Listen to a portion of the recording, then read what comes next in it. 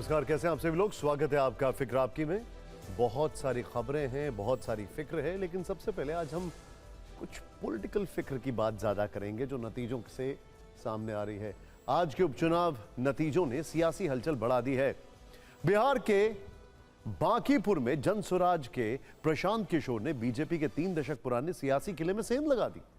Party अध्यक्ष नितिन नवीन की छोड़ी हुई सीट से बीजेपी उम्मीदवार हार गए, यहां तक कि अपने ही बूथ पर हार मिली है।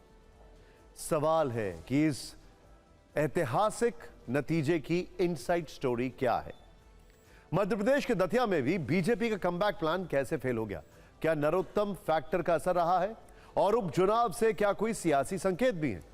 चढ़ावा चोरी को लेकर दिल्ली से लखनऊ तक सियासत के अलग अलग रंग देखने को मिले हैं। संसद परिसर में आज विपक्ष दान पेटी लेकर उतरा तो यूपी विधानसभा में समाजवादी पार्टी ने पोस्टर और नारों से सरकार को घेरा। सवाल है, क्या मंदिर और चढ़ावे से जुड़ा यह विवाद 2027 में विपक्ष का बड़ा चुनावी हथियार बनने जा रहा है?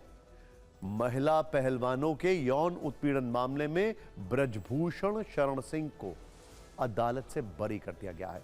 विनेश फोगाट ने फैसले पर निराशा जताई और ऊपरी अदालत जाने का ऐलान किया है। सवाल है, इस कानूनी दंगल के अगले राउंड का नतीजा क्या होगा? और पाकिस्तान ने भारतीय सीमा पर चीन में बनी 250 आधुनिक तोपें तैनात कर दी हैं।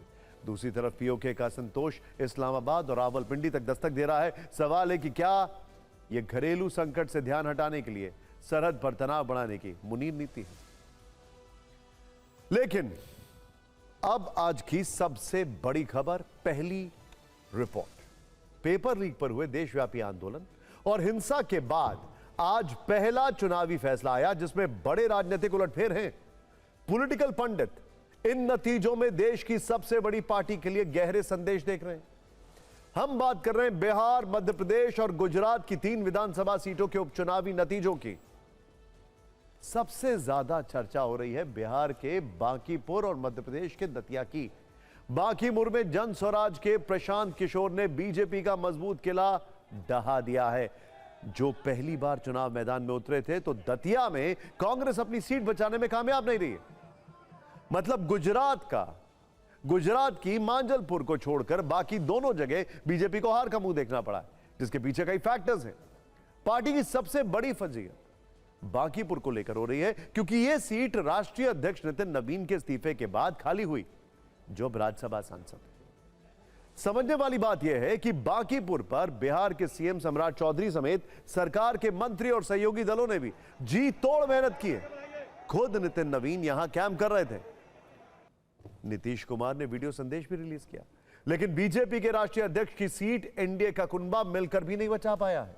सवाल यही है कि बिहार के राजनीतिक इतिहास में बीजेपी सबसे मजबूत स्थिति में है।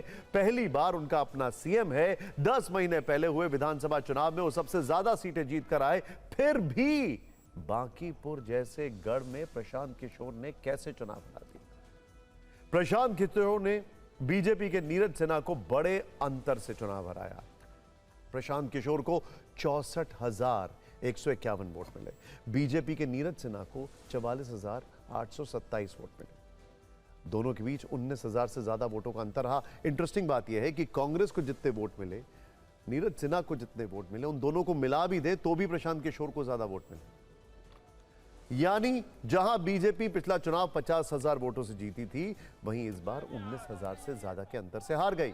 इन नतीजों के पीछे के सियासी संदेश और बीजेपी की हार का कारण को डिकोड करना जरूरी है, लेकिन पहले जीत के बाद हुए जश्न पर एक रील देखते हैं।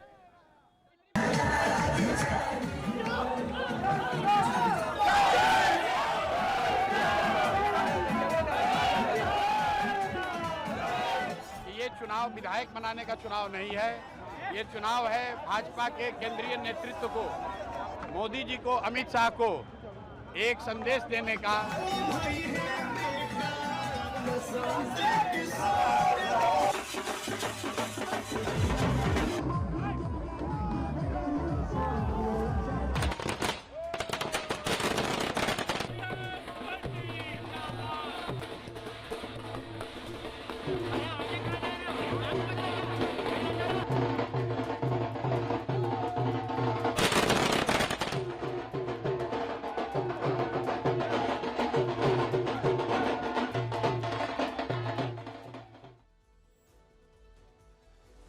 हालांकि एक इंटरेस्टिंग बात यह है कि प्रशांत किशोर जिस तरीके से इस जीत के बाद मुख्यमंत्री को टारगेट कर रहे हैं, उनके एजुकेशन बैकग्राउंड को टारगेट कर रहे हैं, इसका मतलब साफ है कि आने वाले समय में ये चीजें और इको करेंगी। पहले हम बात इसी सीट की कर लेते हैं। पटना की बांकीपुर सीट में बीजेपी की हार को डिकोड करना जरूरी है। 3 दशक के बाद बीजेपी को उसके गढ़ में करारी हार मिली है। बदलाव की ऐसी हवा चली है जिसमें राष्ट्रीय अध्यक्ष नितिन नवीन की सीट ही उड़ गई। बीजेपी के बॉस अपनी राजनीतिक विरासत नहीं बचा पाए। इसकी 9 वजह हो सकती हैं। अभी तो सिर्फ एनालिसिस चल रहा है। देखिए, पहली वजह बीजेपी का अति आत्मविश्वास। बीजेपी यह समझ रही थी कि उसके किले को भेद पाना आसान नहीं होगा, लेकिन यह ओवर कॉन्फिडेंस विपक्ष के लिए हथियार बन गया।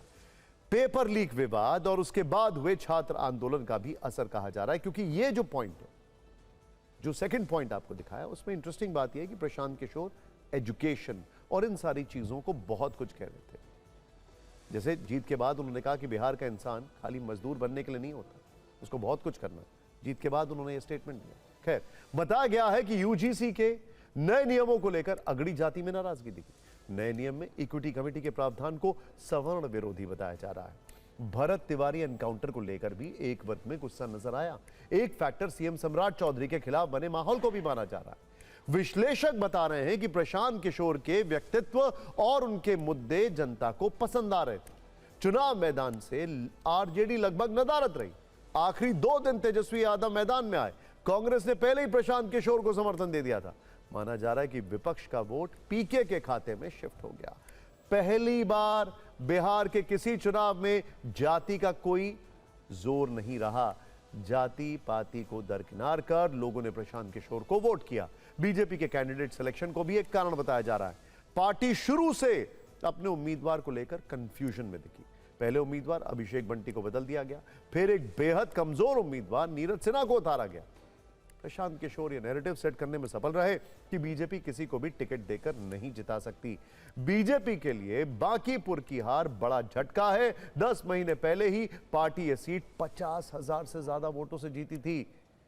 बांकीपुर की हार से बीजेपी मंथन मोड में। सूत्रों के मुताबिक पार्टी का शुरुआती आकलन यह है कि आरजेडी ने प्रशांत किशोर को अपने वोट ट्रांसफर कर पाए। बीजेपी नेताओं का मानना है कि आरजेडी और प्रशांत किशोर के बीच सांठगांठ है, इसीलिए तेजस्वी यादव आखिर में सिर्फ 1 घंटे के लिए प्रचार में आए।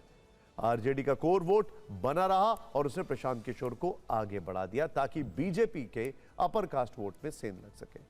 अब बीजेपी बुधवार को हार का विश्लेषण करेगी। यह पता लगाया जाएगा बूथवार को हार का विश्लेषण करेगी। यह पता लगाया जाएगा कि प्रशांत किशोर को कहां से कितने वोट मिले।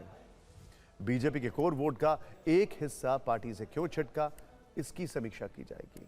बीजेपी सूत्रों का कहना है कि मुख्यमंत्री को टारगेट करना गलत है, लेकिन पार्टी यह जरूर मान रही है कि उम्मीदवार बदलने से नुकसान हुआ।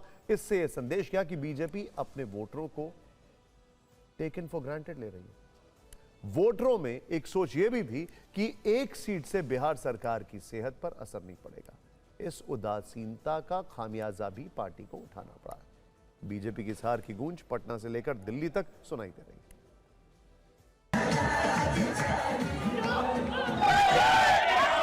मेहनत की है तो जीतना और बाकी वोटा चलता। जिस बिहार की जनता ने आपको 202 विधायक जिताकर आपको पूर्ण बहुमत की सरकार बनाने का अवसर दिया है, एक बार उनके और उनके बच्चों के पढ़ाई, रोजगार और पलायन की चिंता कीजिए और बिहार में किसी अच्छे आदमी को मुख्यमंत्री बनाइए। किसी अपराधी को, किसी दागदार चरित्र के व्यक्ति को मुख्यमंत्री मत बनाइए। बांकीपुर से जो प्रशांत किशोर जी चुनाव लड़ रहे हैं, असली उम्मीदवार भाजपा के प्रशांत किशोर जी हैं। और आज भारतीय जनता पार्टी का जो सिंबल लिया हुआ कैंडिडेट था, उसकी हार हुई है, लेकिन जो पार्टी के असली उम्मीदवार हैं उनकी जीत हुई। हेलो, आप कह रहे हैं कि प्रशांत किशोर बीजेपी के उम्मीदवार थे? बिल्कुल। ऐसा क्यों? बिल्कुल, आप बहुत सारे फैक्टर्स हैं उसमें। आपको आने वाले दिन में आपको सब कुछ दिखेगा। भारतीय जनता पार्टी ने एक तीर से कई जगह निशाने साधे हैं। जो चुनाव परिणाम के रुझान आए, उसको हम सिर झुकाकर स्वीकार करते हैं। बांकीपुर के लोग हमारे हैं, हमसे अलग क्यों हुए? बिहार में तो उस सीट पे राष्ट्रीय अध्यक्ष भाजपा के उनकी सीट पे ये हालत हुई है। जो कैंडिडेट था वो अपने बूथ से हारा है। अब इसके बाद नैतिकता तो खैर बहुत दूर की बात है, लेकिन क्या कोई नैतिक जिम्मेदारी लेंगे नितिन जी और कुछ देंगे इस्तीफा? हम कभी भी ठीकरा चुनाव आयोग या ईवीएम पर नहीं फोड़ते हैं। ये विपक्ष के लोगों के तरह लोकतंत्र में हम विश्वास करते हैं, संवैधानिक संस्था का हम सम्मान करते हैं और जनता के जनादेश को हम स्वीकार करते हैं। मुझे लगता है कि यही बदलाव की जो एक हवा है वो देश भर में घूमेगी और गए 20-25 साल से जहां भाजपा हारती नहीं थी, मुझे लगता है रविशंकर प्रसाद जी ने भी कहा था कि वहां कोई भी दे दे, बहुत ही एकदम गलत शब्दों में कहा था, तो भी भाजपा ही जीतेगा। अभी दिखने लगा। बांकीपुर की इनसाइड स्टोरी के बाद अब दतिया के चुनावी नतीजों को डिकोड करते हैं। दमदार तरीके से चुनाव लड़ने के बावजूद बीजेपी को क्यों शिकस्त झेलनी पड़ी? सबसे बड़ा कारण पूर्व गृह मंत्री नरोत्तम मिश्रा को टिकट नहीं देने को माना जा रहा है। सोचिए, उनके बूथ से भी हार गए बीजेपी के कैंडिडेट। नरोत्तम मिश्रा वर्षों से दतिया की पॉलिटिक्स का प्रमुख चेहरा रहे हैं। उनका टिकट कटने से कई स्थानीय कार्यकर्ताओं और समर्थकों में उत्साह पहले जैसा नहीं दिखा। सवर्ण वर्ग के एक हिस्से में नाराजगी की चर्चा रही, जिसका असर चुनाव प्रचार अभियान और मतदान दोनों पर दिखा है। दूसरा कारण रहा कैंडिडेट का सिलेक्शन। बीजेपी ने आशुतोष तिवारी पर दांव लगाया, लेकिन जनता में वो अपनी स्वीकार्यता हासिल नहीं कर पाया। विश्लेषकों का मानना है कि उनकी पहचान और प्रभाव नरोत्तम मिश्रा जैसे स्थापित नेता के मुकाबले सीमित रहे। हार का एक बड़ा कारण अंदरूनी गुटबाजी को भी माना जा रहा है। आशुतोष तिवारी को टिकट मिलने के बाद संगठनात्मक स्तर पर एकजुटता की कमी दिखी, जिसका असर बूथ प्रबंधन से लेकर मतदाताओं तक पहुंचने की रणनीति पर पड़ा। चुनाव में यह संदेश भी गया कि बीजेपी का पूरा संगठन एकजुट नहीं है। माना जा रहा है कि बीजेपी के कोर वोटरों का एक हिस्सा मतदान केंद्र तक नहीं पहुंचा या उनमें उत्साह नहीं दिखा, जिसका पार्टी को सीधा चुनावी नुकसान हुआ है। एक पहलू यह भी कहा जा रहा है कि चुनाव प्रचार में बीजेपी का केंद्रीय नेतृत्व कम सक्रिय दिखा। चुनाव का फोकस पूरी तरह स्थानीय मुद्दों और स्थानीय नेतृत्व और उम्मीदवारों पर केंद्रित रहा। ऐसे में राष्ट्रीय मुद्दों की तुलना में स्थानीय असंतोष और संगठनात्मक चुनौतियां ज्यादा प्रभावी साबित हुई। बीजेपी से उलट कांग्रेस ने अनुभवी नेता घनश्याम सिंह पर भरोसा जताया। पूर्व विधायक होने के कारण क्षेत्र में उनकी मजबूत जनसंपर्क और व्यक्तिगत पहचान पहले से मौजूद थी। चुनाव के दौरान उन्होंने स्थानीय मुद्दों को प्रमुखता से उठाया और मतदाताओं से सीधा संवाद स्थापित किया।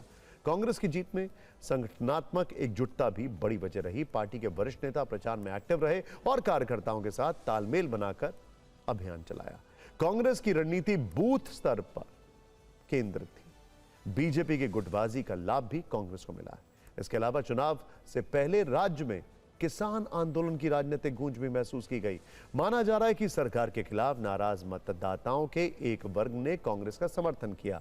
बीजेपी की हार पर समाजवादी पार्टी के अध्यक्ष अखिलेश यादव ने सोशल मीडिया पर एक लंबा चौड़ा पोस्ट लिखा, बीजेपी की शिकस्त के कारण गिनाए और अंत में पार्टी के अंदर गुटबाजी का इशारा करते हुए कटाक्ष भी किया कि लड्डू तो बीजेपी के अंदर भी बंट रहे हैं।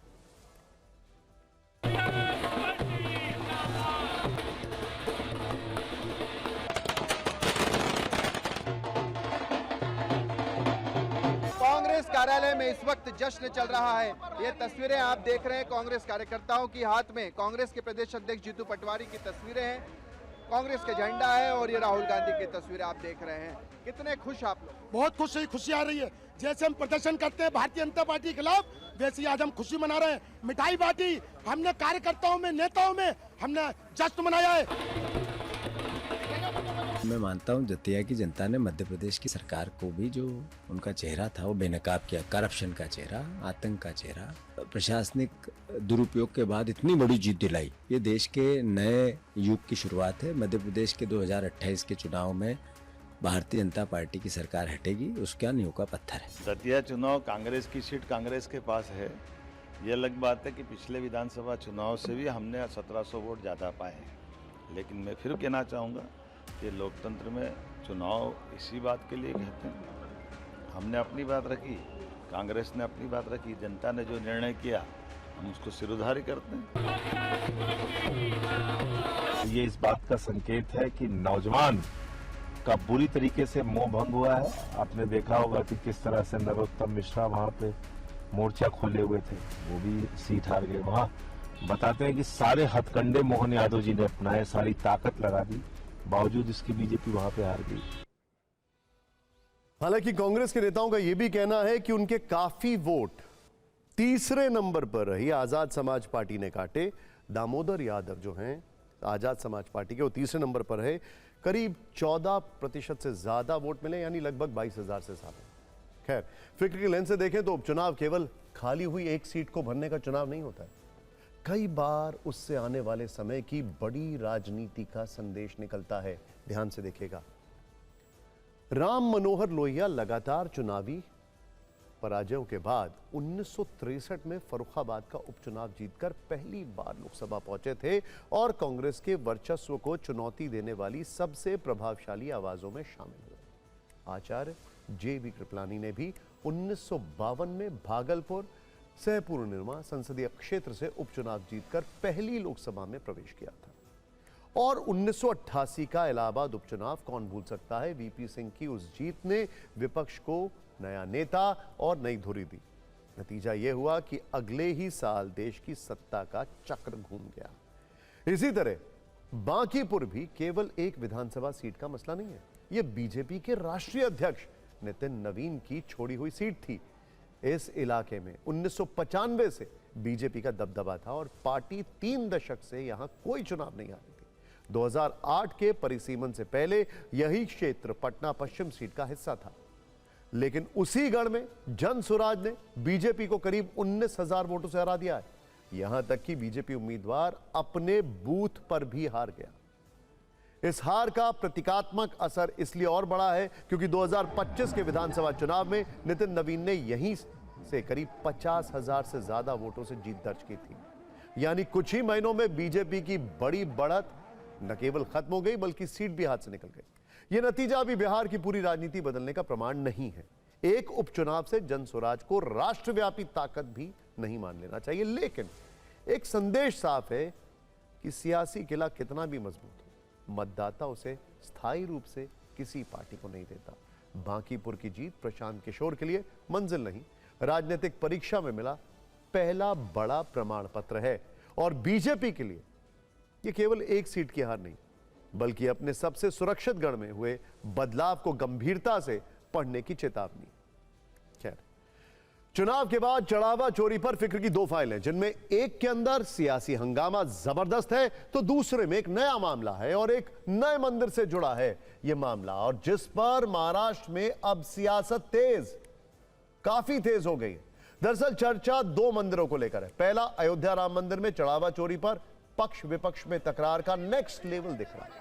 हर दिन कुछ नए थिएट्रिक्स दिखाई देते हैं। दिल्ली में संसद के साथ साथ लखनऊ के विधानसभा में भी इस पर विपक्ष और पक्ष में सियासी टकराव जबरदस्त हो रहा है।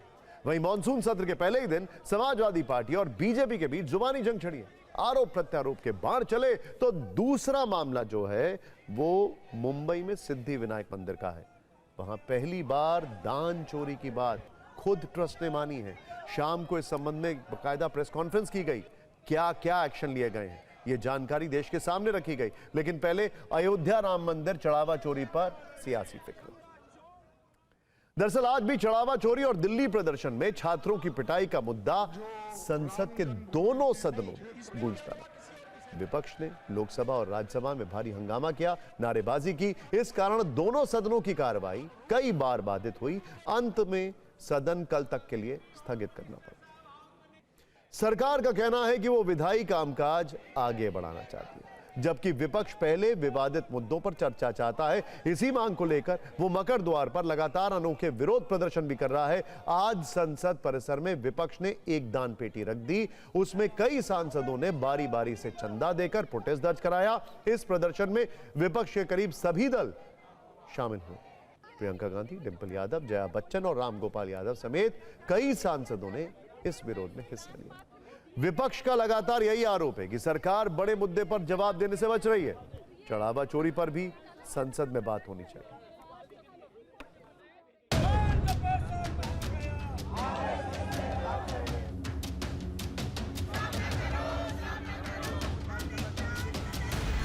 आखिरकार दान का पैसा, गुप्त दान का पैसा, धातुओं का पैसा, चंदे का पैसा आखिर गया कहाँ? कौन से संगठनों को चलाने के लिए ये पैसा इस्तेमाल हो रहा है? प्रश्न इस बात का है। क्यों नहीं आ रहे, क्यों डर रहे हैं?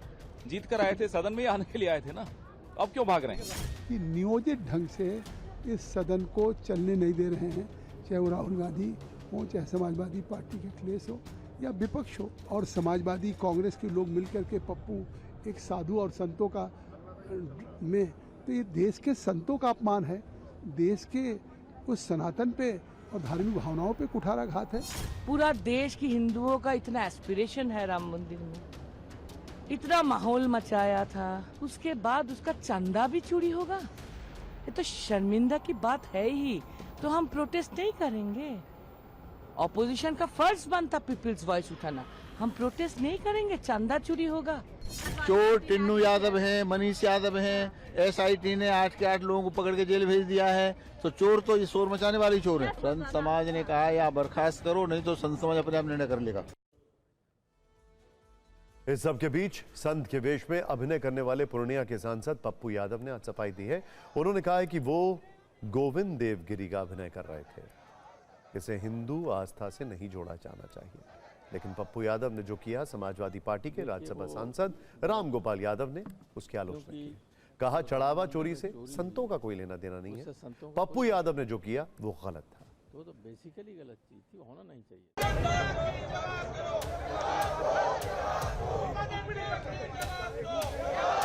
विपक्ष, राहुल जी, अखिलेश जी, सभी लोग इस देश के आस्था को बचाना चाह रहे। हमने गोविंद गिरी का जो छद्म भेष है उसको लेके मैंने प्रेजेंट किया। कल से परसों से हमारे घर पर हमला कर रहे हैं, आप हमको धमकी दे रहे हैं जिंदा जला देंगे, तो कौन रोक रहा है आपको?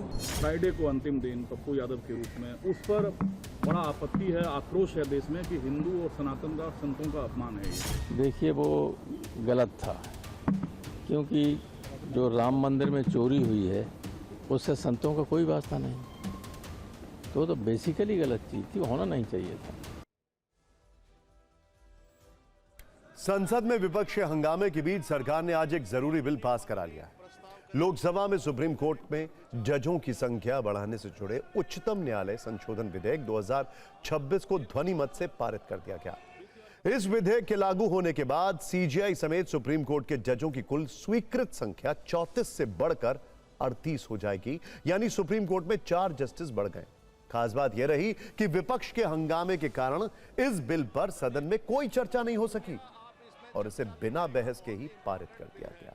सुप्रीम कोर्ट में जजों की संख्या इससे पहले 2019 में बढ़ाई गई थी, तब CJI को छोड़कर जस्टिस न्यायाधीशों की संख्या 30 से बढ़ाकर 33 की गई थी। 7 वर्षों में यह दूसरी बढ़ोतरी है। खैर, इससे पहले आपने क्या देखा? चढ़ावा चोरी पर दिल्ली की सियासत आपने देखी, लेकिन अब आपको दिल्ली से 521 किलोमीटर दूर लखनऊ लिए चलते हैं, जहां अगले वर्ष चुनाव है। उससे पहले आज से इस कार्यकाल का आखिरी मॉनसून सत्र शुरू हुआ, जो कि 4 दिनों तक चलने वाला है। लेकिन पहले ही दिन चढ़ावा चोरी पर हंगामे के चलते बहुत कुछ देखने को मिला। लखनऊ विधानसभा में समाजवादी पार्टी ने परिसर में ही पोस्टर बैनर के साथ इस मुद्दे पर जमकर प्रदर्शन किया है। संसद परिसर की तरह वहां भी विरोध दर्ज कराने के लिए दान पात्र रखा गया था। समाजवादी पार्टी के विधायकों ने चंदा चोर गद्दी छोड़ के नारे लगाए, सवाल पूछा प्रभु श्री राम का पैसा कहां गया। इस दौरान उनके हाथों में नीट पेपर लीक मुद्दे को लेकर भी पोस्टर नजर आए। हालांकि यूपी सरकार का कहना है कि समाजवादी पार्टी राम मंदिर पर राजनीति कर रही है, उनका धर्म कर्म से कोई लेना देना नहीं। चंदा चोर गद्दी चोर, गद्दी चोर, गद्दी चोर, अरे चढ़ावा चोर वो तो आप जानते हैं, प्रदेश के लोग जानते हैं कि समाजवादी पार्टी का धर्म कर्म से कभी कोई मतलब नहीं रहा। भारतीय जनता पार्टी और भारतीय जनता पार्टी के लोग बड़े अधर्मी हैं, इनसे बड़ा अधर्मी कोई हो नहीं सकता है। जो भगवान राम के नहीं हुए तो ये किसी के नहीं हो सकते हैं। देखिए, मुझे लगता है कि विपक्ष के पास न कोई विषय है न मुद्दा है, केवल ध्यान और समय की बर्बादी के लिए ये सब कर रहे हैं। यदि कोई मुद्दा है, कोई विषय है, तो सदन के अंदर लेके आए। यही सब समस्या है जब प्रदेश की, तो उसको न प्रोटेस्ट करें तो क्या करें, बैठ के गुणगान करें सरकार का।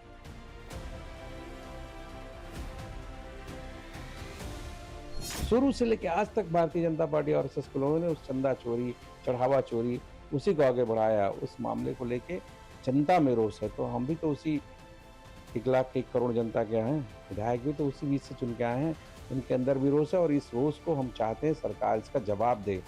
ये इतने लंबे समय से चंदा चोरी और चढ़ावा चोरी क्यों हो रही है? भारतीय जनता पार्टी ने एक वादा किया है, राम को हम लाए हैं, चंदा हम खाएंगे। ये उनका एजेंडे में, तो हमें बोलना ठीक नहीं। चुनाव को देखते हुए विपक्ष इस मुद्दे को गर्म रखना चाहता है, लेकिन सीएम योगी आदित्यनाथ ने आज समाजवादी पार्टी पर जवाबी हमला करने में कोई कसर नहीं छोड़ी है। उन्होंने समाजवादी पार्टी पर सवाल उठाया कि कार सेवकों पर गोली चलवाने वाले चढ़ावा चोरी की बात कर रहे हैं। अयोध्या के मुद्दे को वे लोग उठा रहे हैं जिन्होंने राम भक्तों पर गोलियां चलाई थी,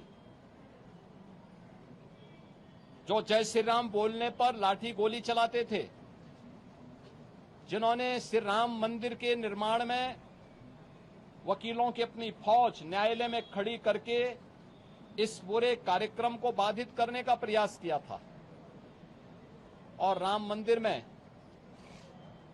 चंदा चोरी की बात वे लोग करते हैं जिन लोगों के जेब से एक पैसा भी राम मंदिर निर्माण के लिए नहीं निकला है। इनके दोहरे चरित्र को देश देख रही है, दुनिया देख रही है। राम मंदिर के बाद मुंबई में सिद्धिविनायक मंदिर की फिक्र, इस सवाल के साथ कि क्या वहां भी दान की लूट हुई है। आज वहां के ट्रस्ट ने इस संबंध में एक प्रेस कॉन्फ्रेंस की। सिद्धिविनायक मंदिर ट्रस्ट के अध्यक्ष और एकनाथ शिंदे के नेतृत्व वाली शिवसेना के नेता सदा संवरकर ने माना है कि हां, सिद्धिविनायक मंदिर में कुछ कर्मचारियों ने चोरी की। इस मामले में अब तक एसीबी का जो एक्शन हुआ है, उसके बाद 46 कर्मचारी निलंबित किए गए हैं और 9 लोगों को गिरफ्तार किया गया है। ट्रस्ट ने मामले की सीआईडी से जांच की मांग भी की। सिद्धिविनायक मंदिर ट्रस्ट ने यह आरोप भी लगाया है कि सभी पकड़े गए कर्मचारी यूबीटी से कनेक्टेड थे। चोरी करने वालों को विशाखा राउत ने मंदिर में रखवाया था। वो उद्धव गुट की नेता हैं और हिंदुओं के आराध्य देव सिद्धिविनायक भगवान को बदनाम करने की कोशिश की जा रही है। लेकिन ये मामला हाल ही में सुर्खियों में कब आया, ये भी समझ लेते हैं। देखिए, बीते शनिवार को महाराष्ट्र नवनिर्माण सेना के अध्यक्ष राज ठाकरे मनसे की छात्र इकाई के कार्यक्रम में पहुंचे। वहां उन्होंने डिप्टी सीएम शिंदे को 8 न्यासियों की ओर से लिखी गई एक शिकायती चिट्ठी पढ़कर सुनाई। तब उन्होंने कहा था कि सिद्धिविनायक मंदिर में दान पेटी से पैसे चुराने वाले कुछ कर्मचारियों को सतर्कता के कारण पकड़ लिया गया है, लेकिन वहां हर साल 18 करोड़ रुपए की चोरी हो गई। अब आप भी सुनिए इस पूरे मामले पर महाराष्ट्र में किस तरह सियासत हो रही है, फिर वहां के भक्तों का दर्द भी जानेंगे।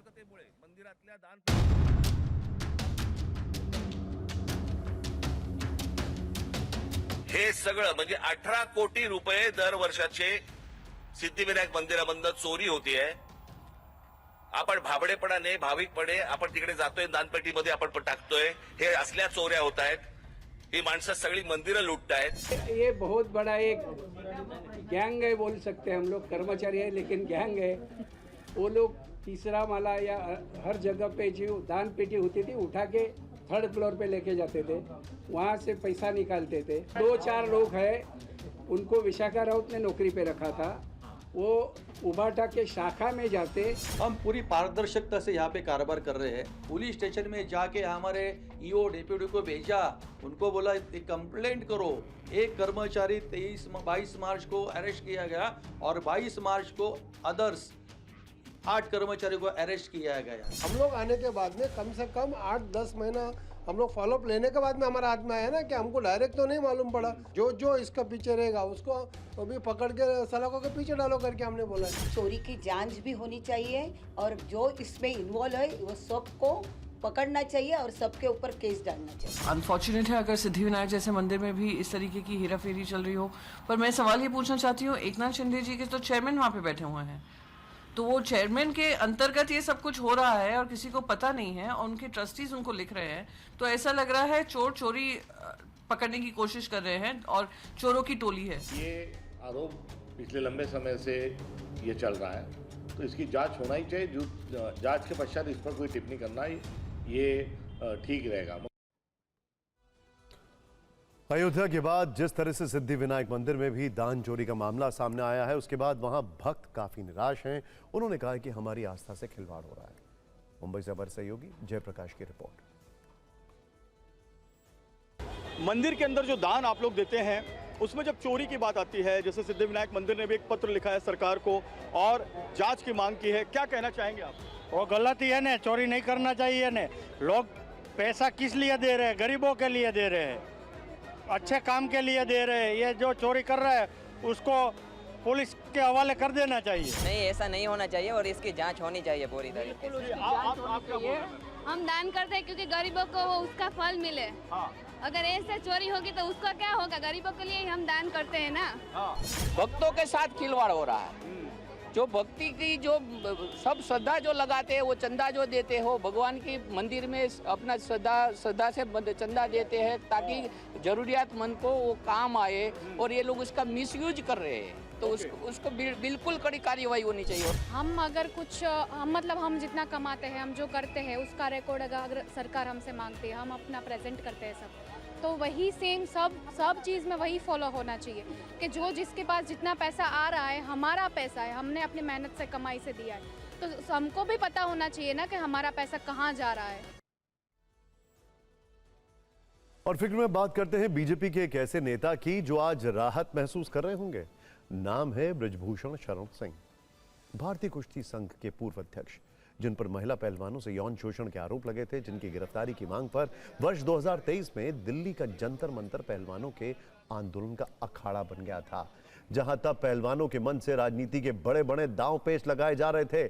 आज उसी यौन शोषण के मामले में दिल्ली की राउज एवेन्यू कोर्ट ने बीजेपी नेता बृजभूषण शरण सिंह को बरी कर दिया है और उनके साथ भारतीय कुश्ती महासंघ के पूर्व सहायक सचिव विनोद तोमर भी बरी हो गए हैं। कोर्ट ने 6 महिला पहलवानों से यौन शोषण के आरोप में बृजभूषण शरण सिंह को बरी करने का फैसला सबूतों के अभाव में दिया।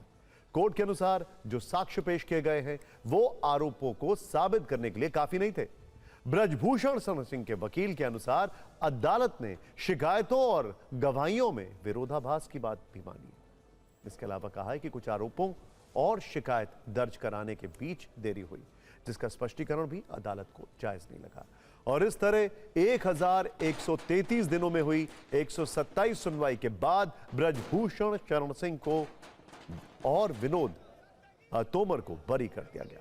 अदालत का फैसला आते ही बृजभूषण सिंह के समर्थकों ने जमकर जश्न मनाया, क्योंकि ऑर्डर के वक्त पूर्व बीजेपी सांसद बृजभूषण कोर्ट में ही थे। इसीलिए उनके बाहर आते ही समर्थकों ने नारेबाजी शुरू कर दी, उनका स्वागत किया। कोर्ट से बरी होने के बाद बृजभूषण शरण सिंह ने TV9 भारतवर्ष से बातचीत की। सबसे पहले आपको वो दिखाते हैं।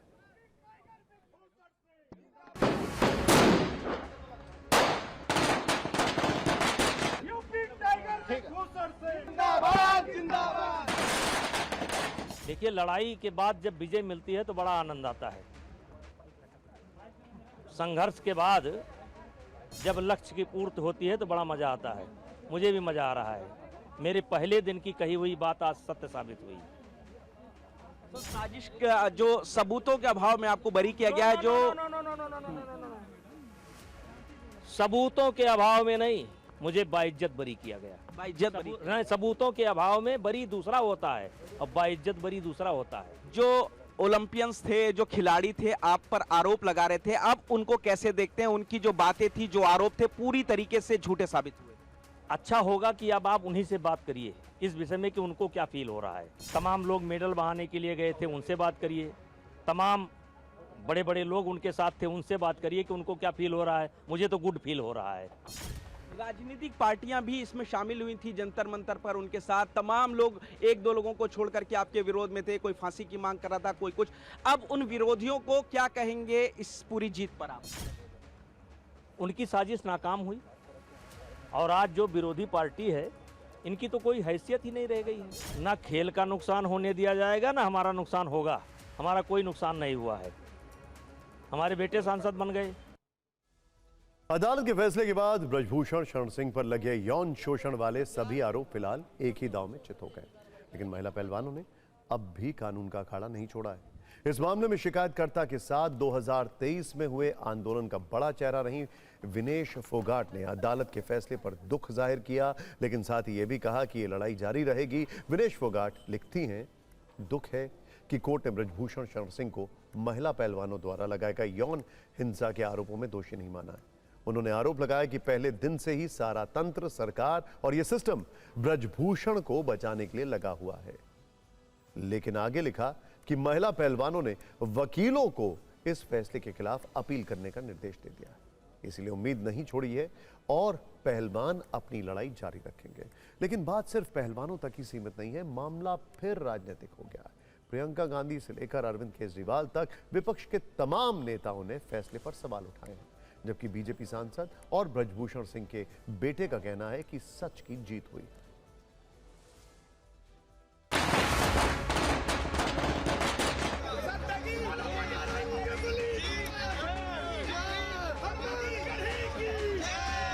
ये आज हम लोग के लिए बहुत बड़ा खुशी का पल है और ये एक न्याय की और सच्चाई की जीत हुई है। शोषित खिलाड़ी स्पेशली पहलवान की जीत हुई है, नौजवान की जीत हुई है। एक तरफ कहते हैं कि यंग जनरेशन के साथ हैं, एक तरफ महिला सशक्तिकरण की बात है, महिला रिजर्वेशंस की बात है, और दूसरी तरफ ये अगर कोई कोर्ट का न्यायालय का आदेश है, स्वागत है।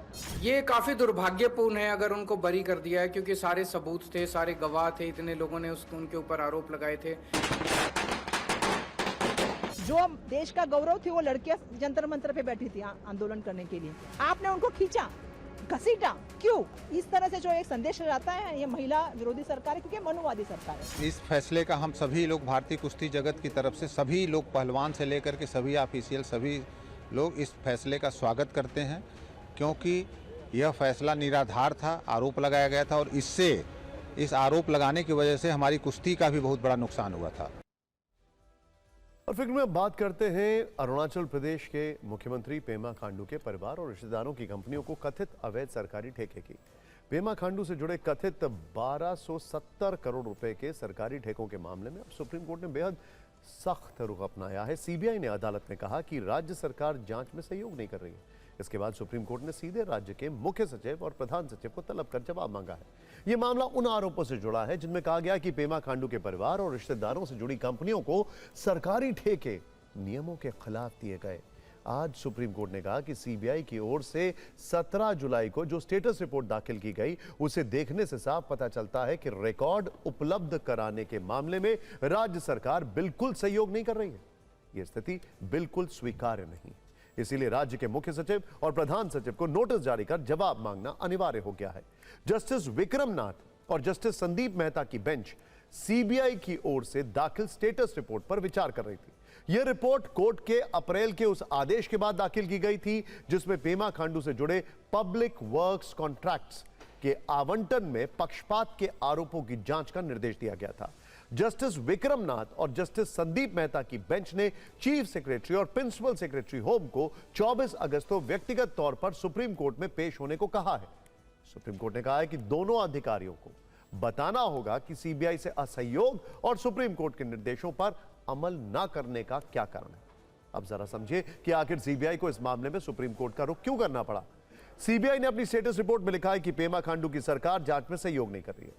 पीडब्ल्यूडी से जुड़े कागजात मांगने पर सरकार की मशीनरी टालमटोल कर रही है, फाइलें गायब की जा रही हैं और रिकॉर्ड रोके जा रहे हैं। सीबीआई अधिकारियों को गुमराह करने की कोशिश हो रही है। राज्य सरकार के अड़ियल रवैये से निष्पक्ष जांच प्रभावित हो रही है। अब जरा पूरा मामला भी समझ लेते हैं। पेमा खांडू के परिवार और रिश्तेदारों को अवैध सरकारी ठेके देने के आरोप लगाए। अवैध सरकारी ठेकों से लगभग 1270 करोड़ रुपए का घोटाला हुआ। 1 जनवरी 2015 से 31 दिसंबर 2025 के बीच ठेकों में खुलेआम पक्षपात हुआ। सरकारी टेंडर्स में भाई भतीजावाद और भ्रष्टाचार की सीमाएं पार की गई। सुप्रीम कोर्ट ने सेव मोन रीजन फेडरेशन नाम के एनजीओ की याचिका पर सीबीआई जांच का आदेश दिया। एनजीओ का आरोप है कि मुख्यमंत्री के परिवार और रिश्तेदारों से जुड़ी कंपनियों को सरकारी ठेका ठेकों में अनुचित फायदा पहुंचाया गया और इसी वजह से निष्पक्ष जांच जरूरी है। और अब सीबीआई कह रही है कि सरकार की तरफ से जांच में बाधा डालने की कोशिश हो रही है। अब सुप्रीम कोर्ट के समन के बाद अरुणाचल प्रदेश के मुख्य सचिव और गृह सचिव को कोर्ट में जवाब देना होगा और उन्हें साफ तौर पर बताना होगा कि आखिर सीबीआई जांच में सहयोग क्यों नहीं किया जा रहा, आखिर कौन किसे बचाने की कोशिश कर रहा है। सुप्रीम कोर्ट से अगला अपडेट जिसमें सड़क पर चलने वालों की फिक्र है। अदालत ने पैदल चलने वालों के हक में महत्वपूर्ण निर्देश केंद्र सरकार को दिए हैं। सुप्रीम कोर्ट ने कहा है कि देश में हर सड़क पर पैदल चलने की जगह सुनिश्चित हो। जहां भी सड़क हो वहां पैदल यात्रियों के लिए ठीक से चिन्हित स्थान हो और यह स्थान अतिक्रमण मुक्त होना चाहिए। अपने निर्देश में सुप्रीम कोर्ट ने यह भी बताया है कि बिना किसी बड़े निवेश निर्माण के भी वॉकर्स स्पेस यानी फुटपाथ को अलग किया जा सकता है ताकि वाहन चालक पैदल यात्रियों की जगह पर कब्जा ना करें। 19 जून के फैसले को दोहराते हुए सुप्रीम कोर्ट ने कहा कि फुटपाथ पर सुरक्षित चलना पैदल यात्रियों का मौलिक अधिकार है। यह संविधान के अनुच्छेद 21 और अनुच्छेद 19(1)(d) के तहत एक मौलिक अधिकार है। सर्वोच्च अदालत ने सरकार को 2 सप्ताह का वक्त दिया है। यह कहा है कि पैदल यात्रियों को भरोसा होना चाहिए कि फुटपाथ उनके लिए ही है और वो बिना किसी खतरे के स्वतंत्र रूप से चल सकते हैं। देखिए, फिक्र के लेंस से देखें तो पैदल यात्रियों की जगह पर कब्जा करना एक गंभीर विषय है। भारत सरकार के आंकड़े बताते हैं कि देश में हर वर्ष होने वाली सड़क दुर्घटनाओं में होने वाली मौत में 20% से ज्यादा लोग केवल पैदल यात्री होते हैं। मतलब यह कि सड़क दुर्घटना में हर 5वां मृतक पैदल यात्री होता है। इसका बड़ा कारण अतिक्रमण रहा है, जिस पर सुप्रीम कोर्ट ने चिंता जताई है। फुटपाथों पर रेहड़ी पटरी, अवैध पार्किंग या होर्डिंग्स होने के कारण पैदल यात्रियों को चलती गाड़ियों के बीच सड़क पर आना पड़ता है। दूसरी बात यह है कि टाउन प्लानिंग में केवल गाड़ियों की गति पर ध्यान दिया गया, पैदल यात्रियों के लिए विशेष व्यवस्था नहीं की गई। इन फैक्टर्स की वजह से पैदल चलने वाले सबसे असुरक्षित हो गए हैं। और अब जंतर मंतर की बात करते हैं। जंतर मंतर की, जिसे लेकर एक याचिका में चिंता जताई गई है। पिछले दिनों छात्र आंदोलन के चलते यह जगह देश और दुनिया में ट्रेंड करती रही। आज यह फिर चर्चा में है, लेकिन वजह दूसरी है और इस मामले में केंद्र से जवाब भी मांगा गया। सर्वोच्च अदालत में दायर एक याचिका में कहा गया है कि जंतर मंतर अब विरोध प्रदर्शन के लिए सही जगह नहीं है, इसीलिए विरोध प्रदर्शन के लिए कोई और स्थान दिया जाए। याचिका में दलील दी गई है कि जंतर मंतर पर धरना प्रदर्शन से लोगों को आने जाने में परेशानी होती है, आवश्यक और मेडिकल सेवाओं की सप्लाई में भी बाधा आती है। इस पर सीजेआई सूर्यकांत ने कहा है कि मुझे लगता है कि यह अहम बात है। कोर्ट रूम में मौजूद तुषार मेहता से उन्होंने कहा कि मिस्टर सॉलिसिटर, कृपया इस पर निर्देश लें, नोटिस जारी करें और इसे अलग से लिस्ट करें। सुप्रीम कोर्ट ने छात्रों के प्रदर्शन के दौरान हुई हिंसा से जुड़ी याचिकाओं पर भी सुनवाई की है। अदालत ने अपने 28 जुलाई के पिछले आदेश में संशोधन करते हुए उसे और स्पष्ट किया है। कोर्ट ने कहा है कि दिल्ली और कोई भी अन्य राज्य प्रदर्शनकारियों के खिलाफ दर्ज एफआईआर को बंद करने या वापस लेने के लिए स्वतंत्र है। सुप्रीम कोर्ट ने साफ किया है कि पिछले आदेश में आपराधिक अतीत वाले प्रदर्शनकारियों से उसका मतलब सिर्फ उनसे था जिनके खिलाफ गंभीर और संगीन आरोप हैं, यानी राजनीतिक वजहों से या छोटे आरोप वाले प्रदर्शनकारियों को ही राहत मिलेगी। केंद्र सरकार की ओर से सॉलिसिटर जनरल तुषार मेहता ने कहा कि वो प्रदर्शनकारियों के खिलाफ एफआईआर को लेकर अपने वादे पर कायम है। केंद्र सरकार ने यह भी स्पष्ट किया है कि गंभीर और जघन्य अपराधों का रिकॉर्ड रखने वाले 2700 से ज्यादा लोगों के खिलाफ दर्ज एफआईआर वापस नहीं ली जाएगी। तुषार मेहता के मुताबिक कई ऐसे लोग प्रदर्शन में थे जिन पर रेप, मर्डर समेत अन्य आपराधिक मामले पहले से हैं। सुनवाई के दौरान पैलेट गन का मुद्दा भी उठा, जिस पर सीजीआई ने कहा कि सरकार पैलेट गन पर अपने जवाब में स्पष्टता लाए। एक याचिकाकर्ता की तरफ से पूर्व सीजीआई के नेतृत्व में जांच की निगरानी के लिए कमेटी की मांग की गई। हालांकि इस पर अभी कोई फैसला नहीं आया। अगली सुनवाई 18 अगस्त को होगी। उस दिन एसआईटी पर भी अदालत विचार करेगी।